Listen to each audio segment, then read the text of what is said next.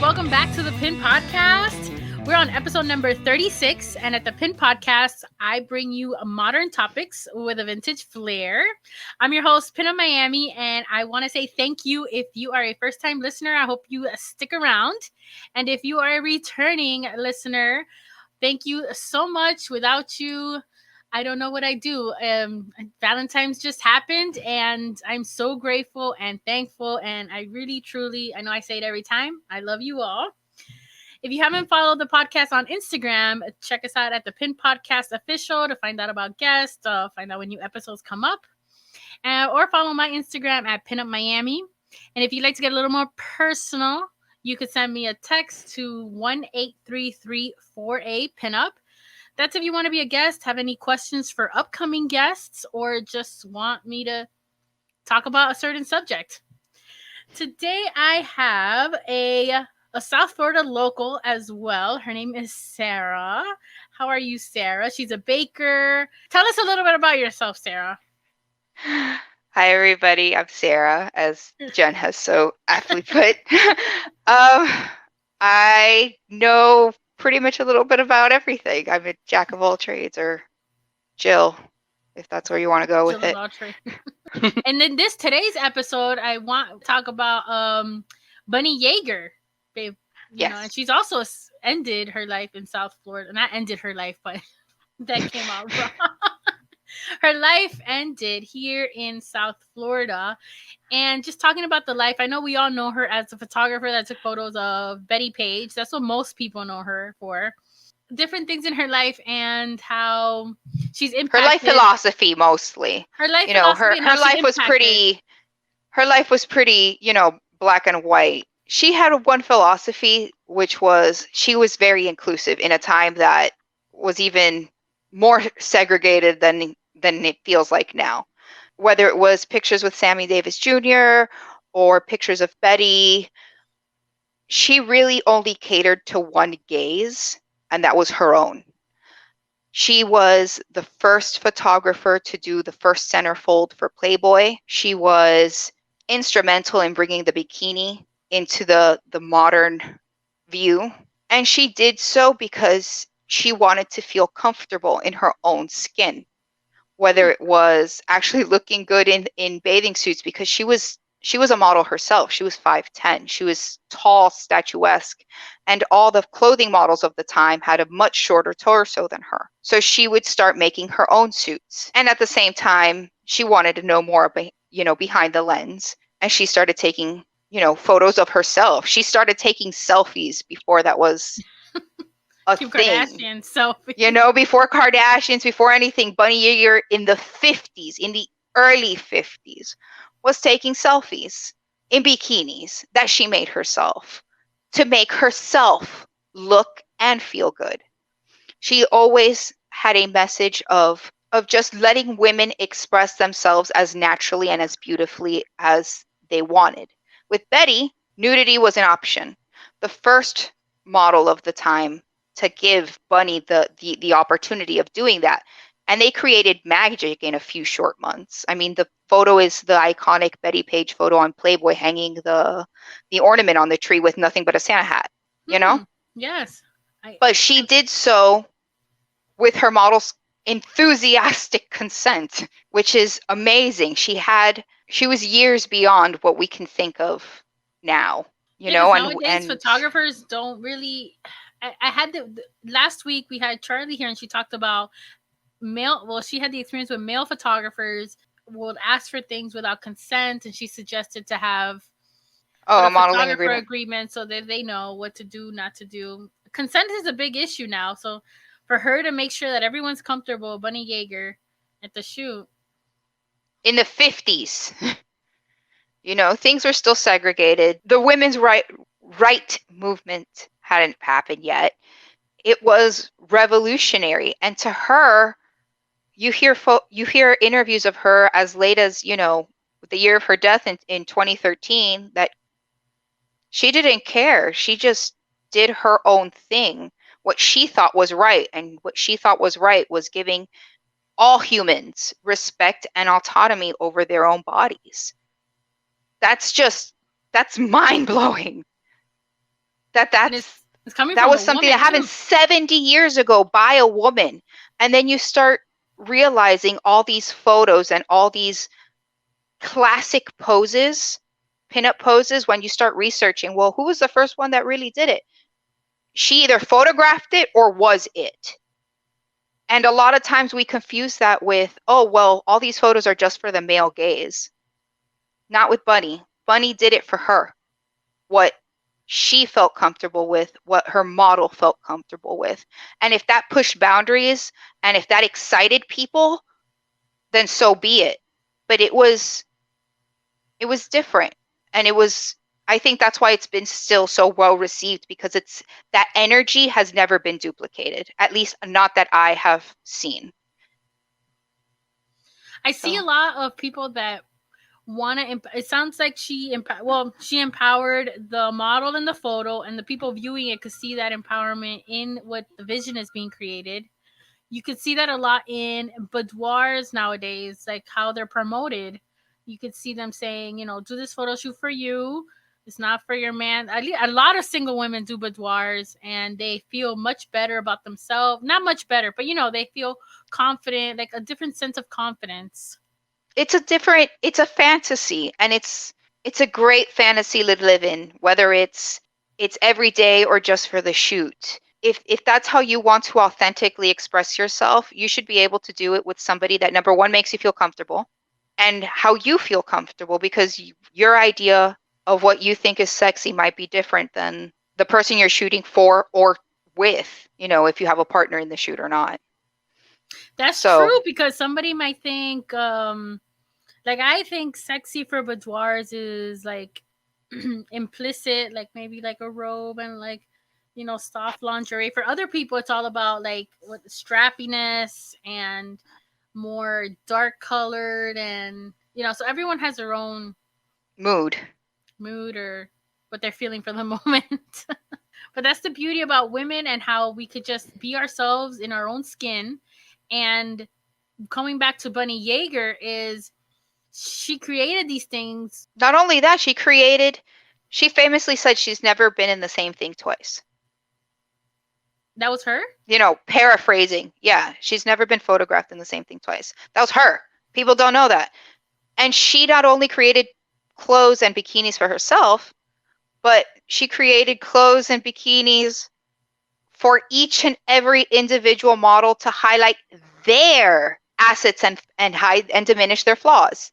What I find so refreshing about the few interviews I've been able to see of Bunny Yeager, because there are very few, you have to really dig for things about Bunny Yeager that are not 100% tied to Bettie Page or a blurb in Bettie Page's story, which is what I fear she's become to a lot of people. They don't realize that Bunny was her own women's right movement before it was even a term, but she had that same energy like Georgia O'Keeffe. I'm going to do what I like to do, and if you consider it vulgar, then that's on you. I consider it beautiful. And that's all she did was present her art in a manner that she thought was most beautiful. Her subject in art was women. Her medium was photography. She just wanted to make her subject look and as beautiful as possible. How do you make a living subject, a living, breathing subject, beautiful? You make them feel beautiful, especially human. We emote so much with our face. And you see those photos, those women looked relaxed. Those women look happy to be there. If they want to project sexiness, they project sexiness. They want to project flirtiness, they do that. But you see it, you don't see any forcefulness in any of the facial features or of the poses. It's all dynamic. That's another thing that she really brought to not only fashion in like the bikinis and lingerie, but to the fashion world, were dynamic poses. Most of the poses, if you see in the 50s and the 40s, are very stiff. They're very She brought movement into the photo. And to the face. You know, to the face, to everything. You know, you have Betty when she has those two cheetahs, just different things. You know, be expressive. She just, that expression and that joy is something that I think everybody has really strived to achieve, whether they're modeling in front of the camera or behind it. Why do you think that Bettie Page is like the most remembered piece? Is it because it's Bettie Page, you think, or were her photos different? Because she was the one that, while Betty was in that point of time doing more fetish and bondage and underground photos, Bunny really brought her to the forefront. It was that picture in Playboy, when Playboy was just starting out, that Christmas, that brought all these three powerhouses together, and it just created a supernova like nobody had seen before. It was just so iconic. First of all, that color, then just the tree. Then you see this elaborately decorated tree. I mean, that had all the trimmings, all of the modern at the era, you know, the tinsel and the silver and the every color ornament you could possibly think of. And then all you see is flesh. Just a body. And the only thing that she's wearing is a little red hat holding a little ornament. And she's just in the happiest, like, oh, hey, babe. Like, you just caught her, like, I just wanted to do this right before you got home, you know? Okay. And you can see in her expression, it was a, like, hey, babe, inviting, come on in, like, come on. And that's just the difference a facial expression can make, a look in her eyes. And she just seemed happy you were invited in. It was inviting.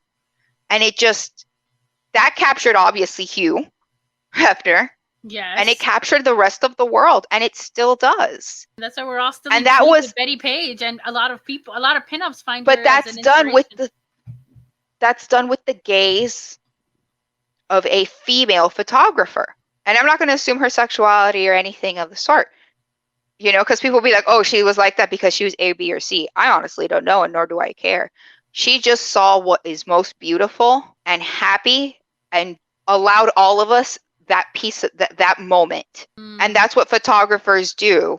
And she was the best at it. And she did so being unapologetically feminist. She was completely anti-racist. She was just a humble person that didn't care about competition, didn't care if people were mimicking her, if they were trying to steal her look. She literally was just in her own lane, focused on her own things. It's very empowering. At least for me, I see a lot of these older photos in a different light because of it.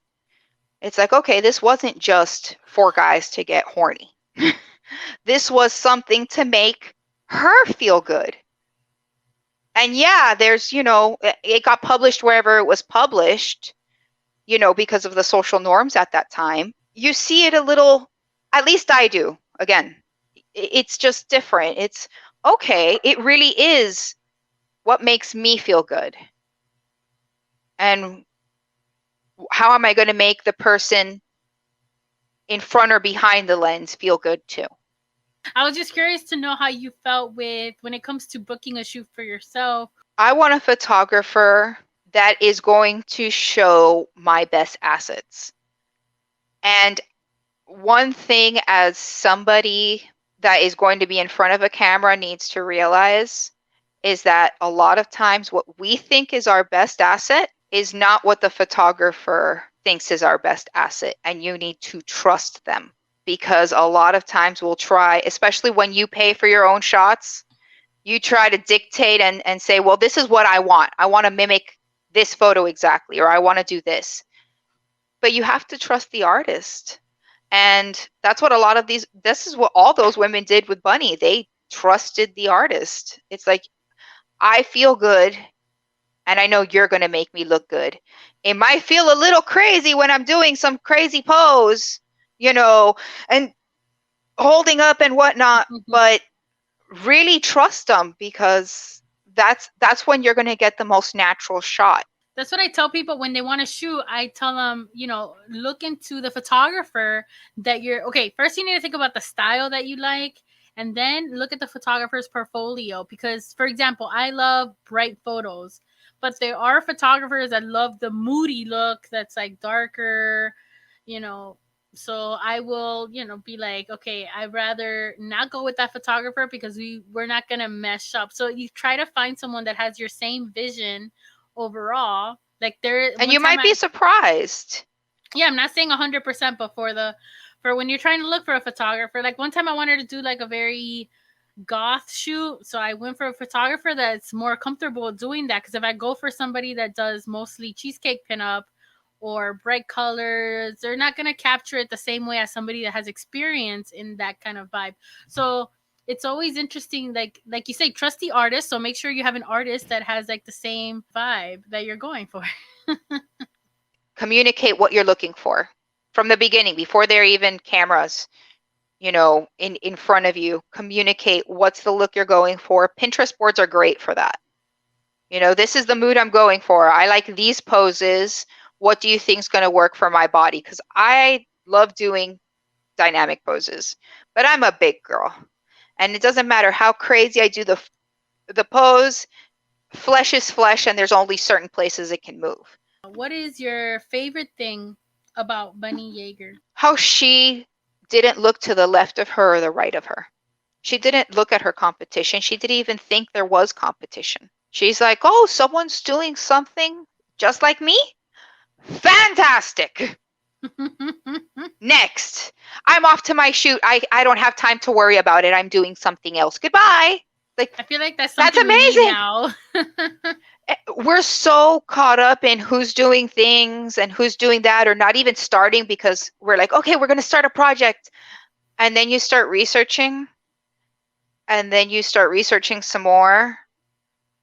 And you're like, I can't do it like this. It's not going to look like this. I'm not even going to bother trying. And then you give up. And that happens a lot.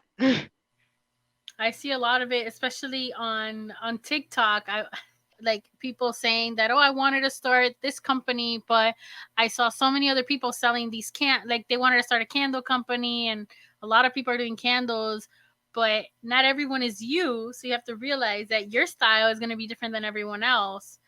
And that's what I think people are afraid of, is accepting who they are, and that, yes, we could all have the same product, but it's all about our own. We all have our own vibe, our own aesthetic, our own spin towards it. Yeah, exactly. And unfortunately, as social as we have gotten, the more anti-social it seems like we've gotten as well. It just it's true. It is what it is. But again, what I admire most about Bunny, she ended everything with so many people celebrating her life. We still celebrate her life today. She's one of those people that I have not heard a single negative interview, snippet, snide comment about Bunny from anyone, professionally or intimately. Everything you hear or read it's just about how beautiful of a person she was. And in South Florida, sometimes I couldn't go to it, but before the quarantine, they had like a gallery displaying her artwork.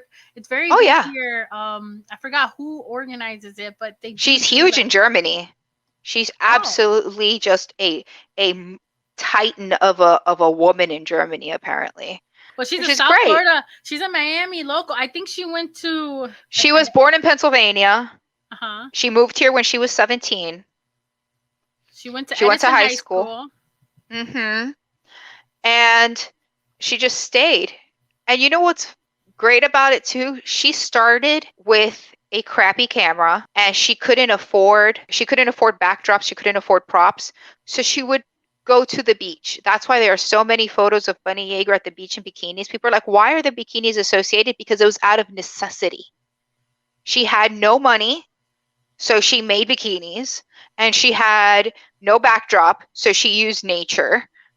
And she has created, with a crappy camera that she self-admittedly has said, the most iconic photos of Bettie, well, some of the most iconic photos of Bettie and other artists, that it's astounding how much she's said before as well, that it doesn't matter the equipment you have, it's the talent, it's the person.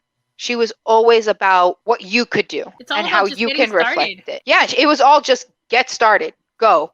And that is the hardest thing to do. I agree with that. I was so hesitant, like for the people that were close to me, when I first started this podcast, I was so hesitant in starting because I was like, I don't have a mic, I don't have a camera.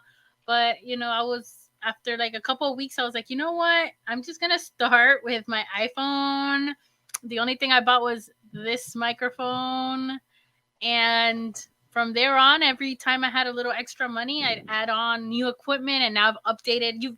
I know you've watched my podcast since the beginning. You've probably seen the quality, the entire evolution, the quality in audio, and the quality in like everything to improve, because it's always a learning process. Even if I had all this when I started, I'm sure on episode 36 that we are today, it would be even better.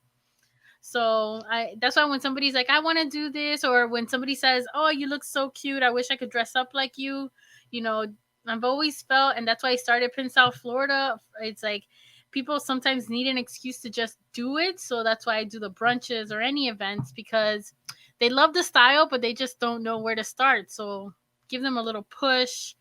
And Bunny Yeager is like the OG. I'm just going to admit it here once. The OG PinUp Miami. She is. She is. I've been telling Jen the entire time that, she's carrying on a torch. Apparently Miami women are very inclusive when it comes to women empowerment. So let's continue the positivity cycle. And what you said about her making her clothes, I was like, whoo, next year's calendar, I'm making the clothes.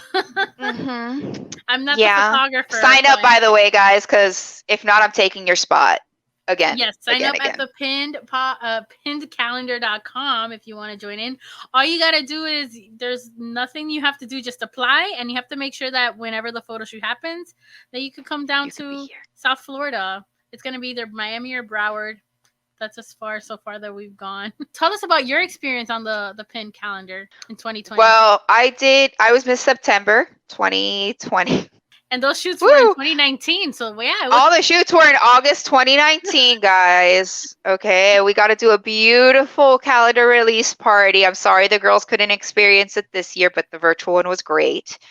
It was the first time I did a photo shoot like that I got purposefully dressed up.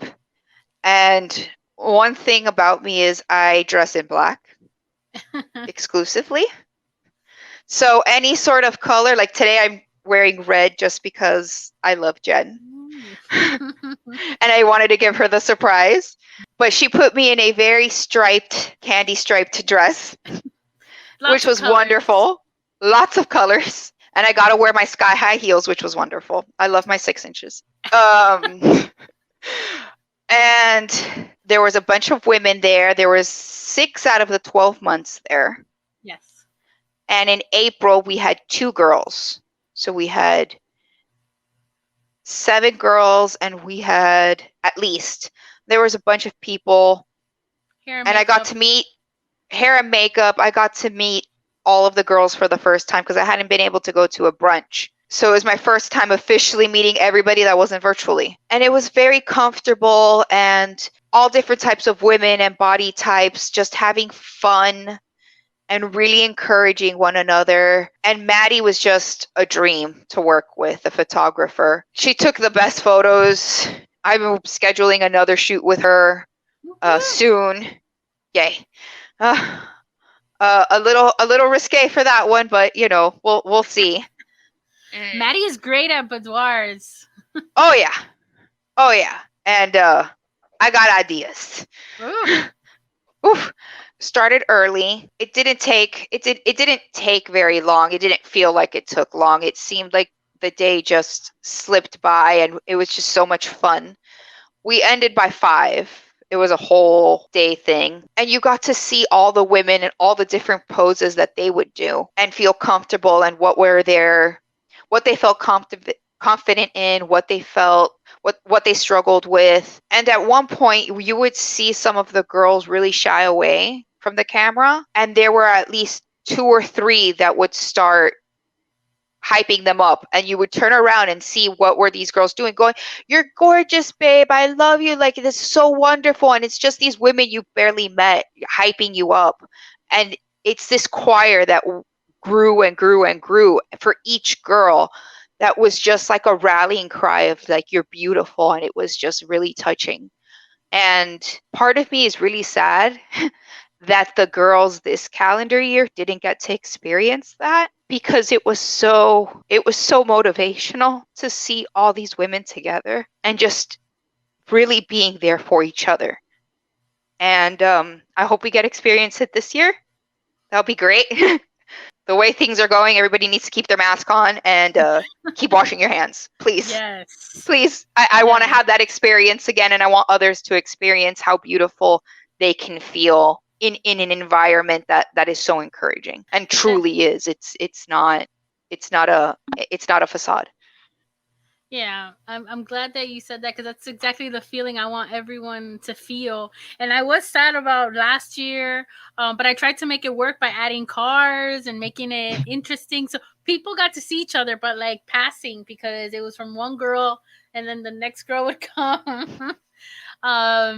And then next year I'm keeping it a surprise until we start shooting the theme calendar models, because you want to keep it a fun release. And no, you need to keep it hush hush, especially in this day and age. All I can be reminded of is how they had to have 3 fake scenes for Sex in the City when that was huge, when they did the movie.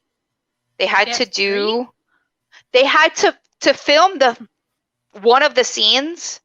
They had to have 2 other scenes going on so that the photographers and people couldn't figure out the movie ahead of time. Like, it was insane. Oh, so nobody. They did the same thing for like people stealing Game of Thrones, scripts, and there's always somebody trying to get a sneak peek.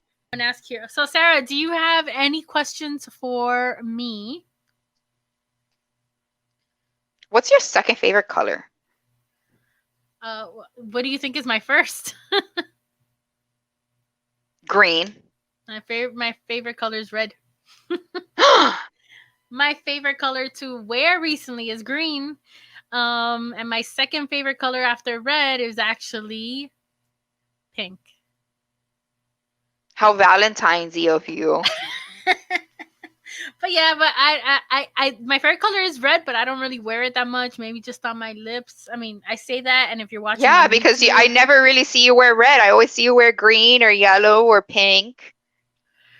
I wear pink and teal because it goes with like everything I've created with PinUp Miami, and that's why my first hair color that was funky was red, and that's why the Pin South Florida logo is red. Because that was the first hair color that I had, and yeah, it's red and then pink.